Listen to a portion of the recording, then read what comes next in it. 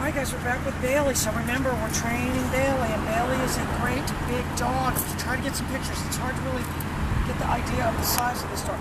What you've got to do when you start out with one like this, though, because this is one I'm almost positive they played tug of war and done these things with him. So what ends up happening is he believes it is a test of strength, and he's very strong.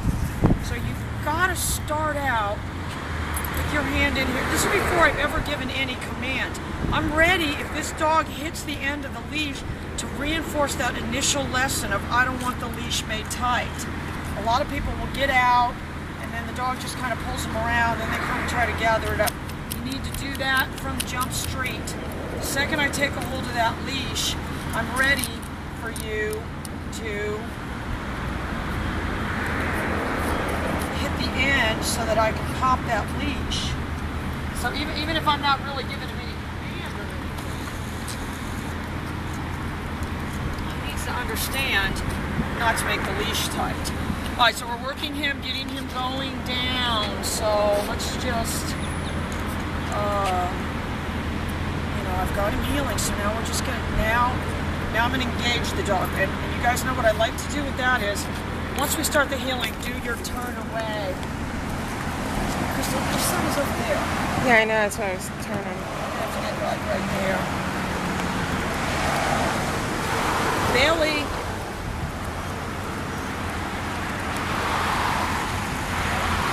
Once you engage in that turn away, then you're kind of saying, this is where I'm at. Heel.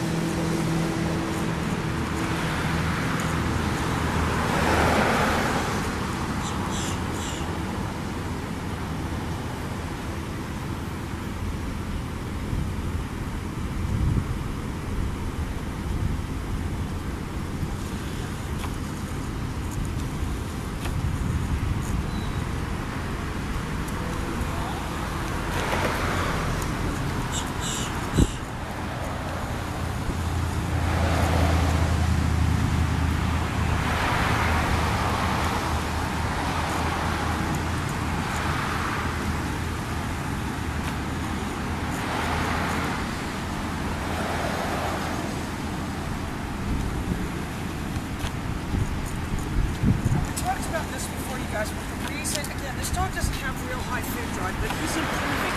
Bailey, heel.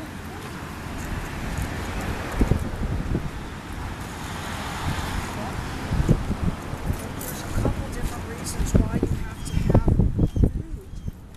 Bailey.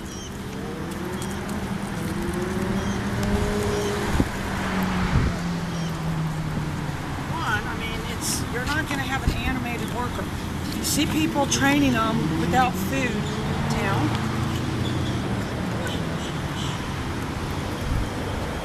They do not have an animated look on their face. They have the corners of their mouth pulled back. It's a very specific look. It's not in drive. You only train with the collar when they're in drive. And there's going to be times you're not going to have a dog that does that, but you're going to have to try to get them in drive. The other reason is because if they go to chase something or do something, they're in drive mode. Then, if you've only trained them in drive, you're going to have much better luck communicating with the dog in drive with the collar than training it not in drive and then trying to control it when it's in drive. Down.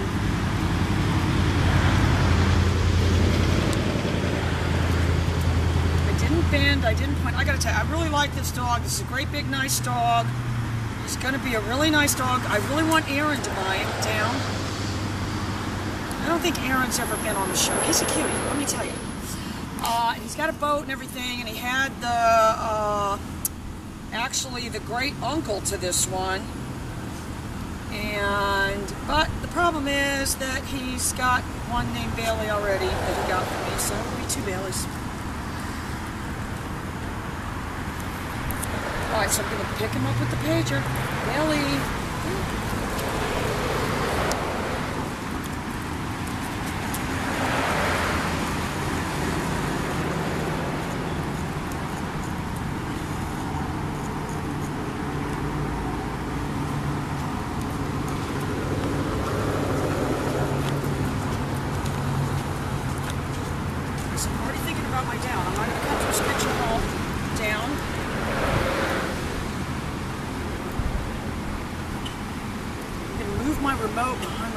right here.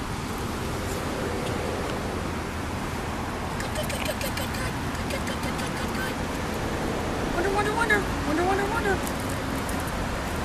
You don't want to bend, you don't want to point, you don't even want to, no, down. Do anything but that foot tap. Oh, there I go with the handsome.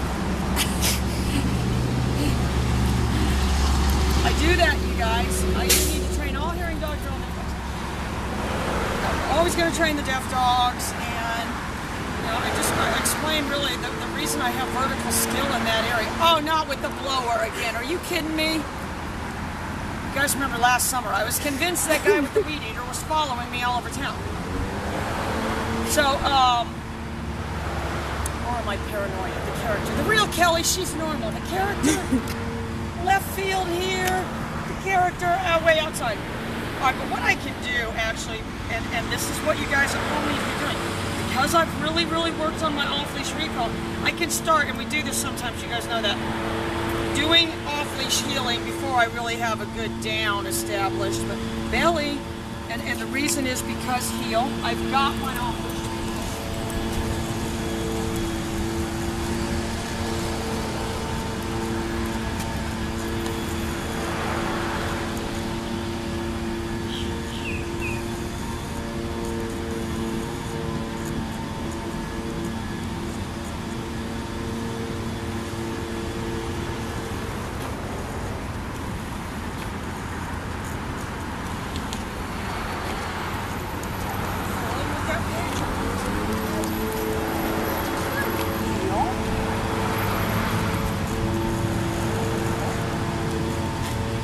Alright guys, we'll be right back full slow-mo.